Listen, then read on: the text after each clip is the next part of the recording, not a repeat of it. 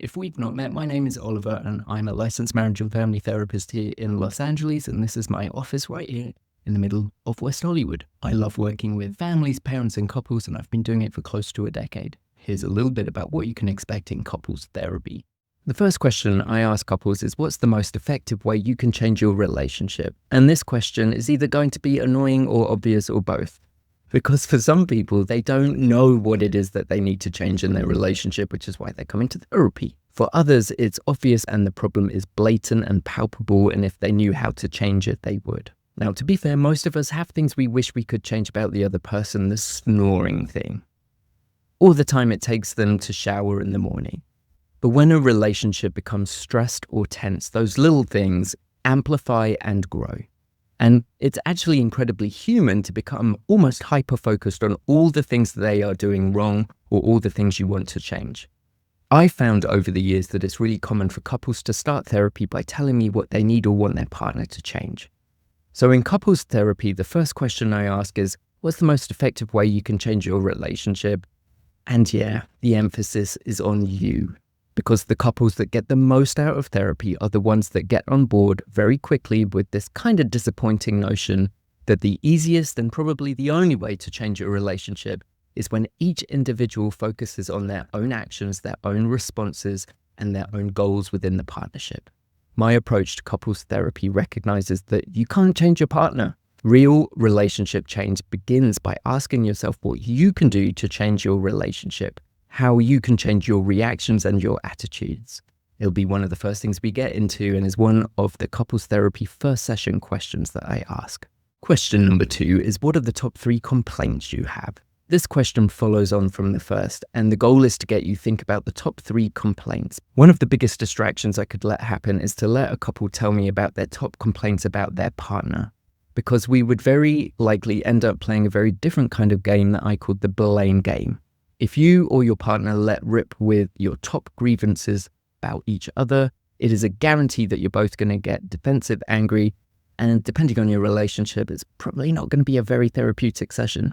Whenever we feel attacked, we get defensive and we want to puff up, and it's a very normal response to go and attack back. And that leads to the blame game, which I'm sure you all know because we've all done it. You forgot to take the trash out, or you forgot to buy milk the other week and I didn't have that attitude. Oh, so I'm the forgetful one. Who is it that forgot my birthday last year? Are you really going to bring up birthdays after that disaster of a party you planned for me last year? I am still talking about it in therapy. I'm very familiar with it. And so asking you to tell me your top 3 complaints about your partner may have a time and place at some point in our sessions, but I am much more likely to be asking you, what are the top 3 complaints your partner has about you? I will get the same information because I'll ask each of you if you're right or wrong, but without falling into this trap of the blame game and letting things escalate. There's also a bit of a diagnostic part for me, as I'll get a sense of whether you are actually listening to each other and understanding what you're trying to communicate with each other. The next question is, what do you think and how do you feel about that? You will hear me ask this question to couples and clients I see individually a lot, and I'm going to get both of you to ask this of each other a lot too. It's a really simple addition to your everyday vocabulary that will encourage your partner to reflect on any statement that precedes it and potentially open up a dialogue rather than just getting defensive and reactive.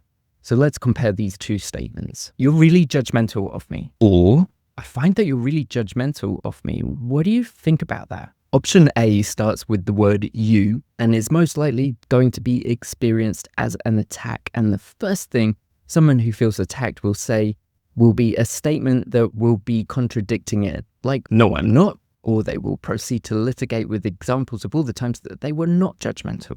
Option B is, I find that you're really judgmental of me. What do you think? It starts with I, which is much friendlier. It's less of an accusation because it implies that you're referring to your personal experience. But the big part of it that's changed is those 4 magical words, what do you think? Now, of course, that person could still deny it, puff up and litigate, but there's a greater chance that they will pause and reflect on what you said. And the pause is everything because it changes us from being reactive to responsive. Now, if you want bonus points, you can add, how do you feel about me asking that? I guess I feel angry, but if I go underneath my anger, I feel guilty because maybe you're right a little bit and I don't like that I'm judgmental towards you. And also I'm a bit angry because I don't really want to admit that to you. That's an emotional connection right there. Both people were vulnerable and curious about each other's thoughts and feelings. And for some couples, that will be a massive shift in their current dynamic already. The next question is, what kind of relationship do you want to be in? Or what kind of relationship do you want to co-create? When couples come to therapy, they are usually laser focused on all of the pain points, which is totally understandable. They know exactly what they don't want, but they've rarely stepped back to consider what they do want. They haven't identified the big target that they're aiming for. Knowing what type of relationship you want is really important to me as a therapist. So I can follow it up with, why is that kind of relationship important to you? The why is absolutely essential because it is the fuel that powers the motivation for the work ahead. When people lose their why, they lose their way. When I get a couple to connect with their why, I get them to tap into their values, their hopes, their desires, sometimes their insecurities, and suddenly the work of therapy becomes more meaningful. There's now a goal. So I see this all the time when couples can articulate why they want a certain kind of relationship with their partner. They're much more likely to stay committed when things get tough, and things will get tough in therapy. So this approach also shifts the focus from I need my partner to change to what's my role in creating the relationship I want, because couples therapy works best when we have goals for ourselves rather than goals for our partner. So sometimes I'm fixing relationships, sure, but really when I get into the why, I'm also in the role of creating healthy relationships. The final question is, what's the urgency? And I'm really referring to, what's the urgency for change in the relationship that you'd like to see? Is it as fast as possible, or is it okay to go slow? So I'm looking to understand something essential about how we are going to work together with this question. If therapy is this journey that we're about to go on together, before we set out, I need to understand not just where we're going, but how quickly everybody needs to get there. Some couples come in a crisis. Maybe there's been infidelity, or one partner's considering leaving, or conflict has just become so intense that it's too much.